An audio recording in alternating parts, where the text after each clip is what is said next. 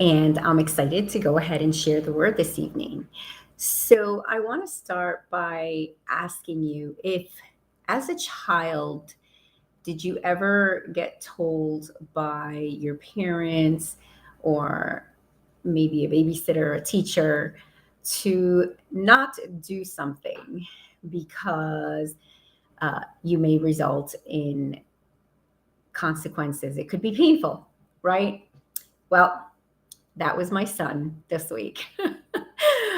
I tell him, do not jump on the stools, sit still on the stools, or you're going to fall over and get hurt. But as kids do, they don't listen, right? And so he fell right off the stool on his bottom and he was not happy. And I try to explain to him that our actions have consequences, especially when we're disobey what we're told to do, right? Does that stop them from repeating it? No. They'll forget about it and do it again, right? And so we're constantly trying to remind them. And then it finally hits them, you know what? I better not do that. Or, it's going to hurt, right?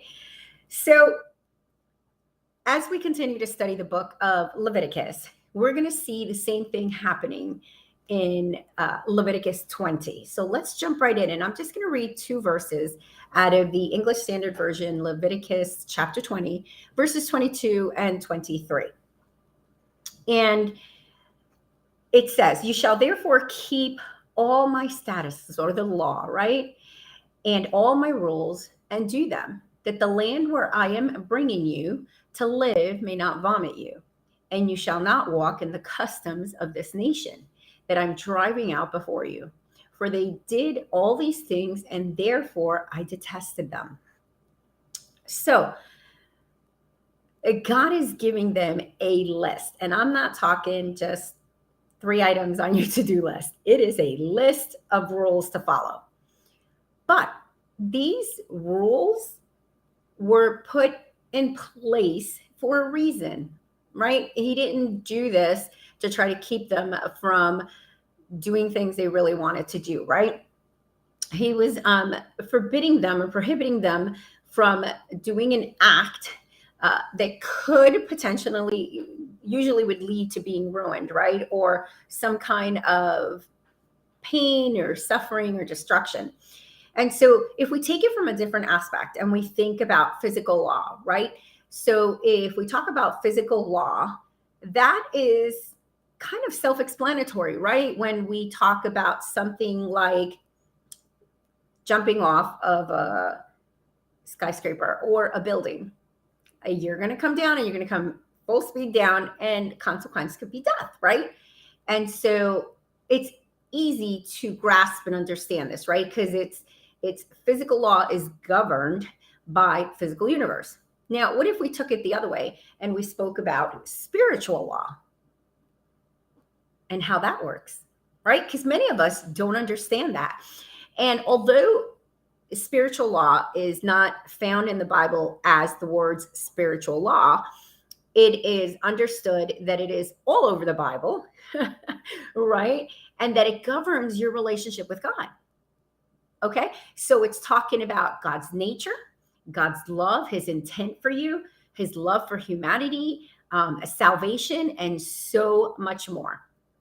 And so, talk about rules, right? Like when we were younger, we didn't like them either. Even as adults, we sometimes get rules that we're like, okay, but we need to follow them, right?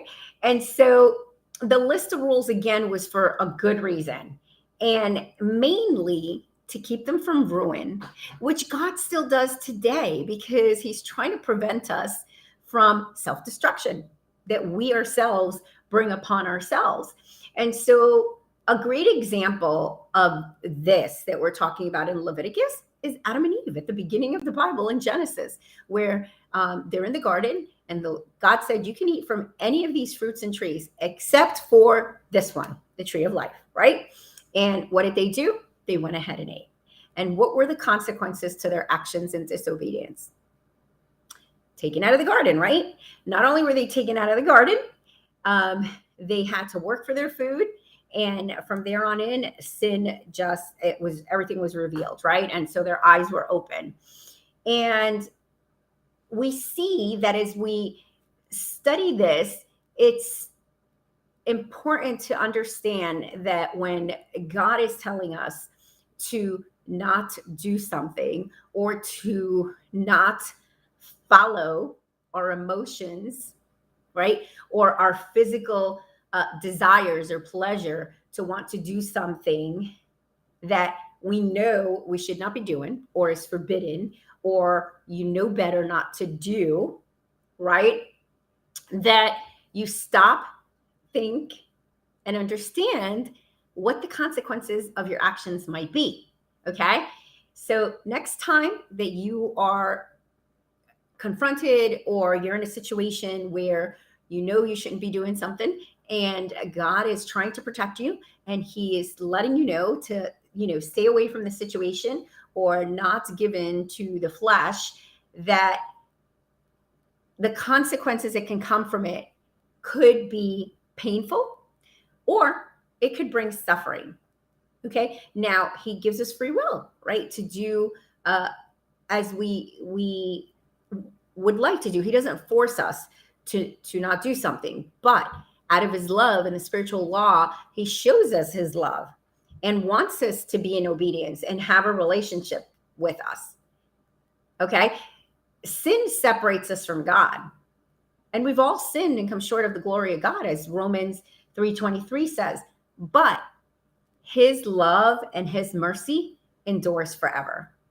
So I hope that you have been blessed by this word and encouraged that next time that you encounter a situation that is being led by your flesh or your emotions, that you can turn to God and just ask him to help you be able to get through the situation and to change your heart so that you can be in obedience and prevent yourself from suffering or future pain.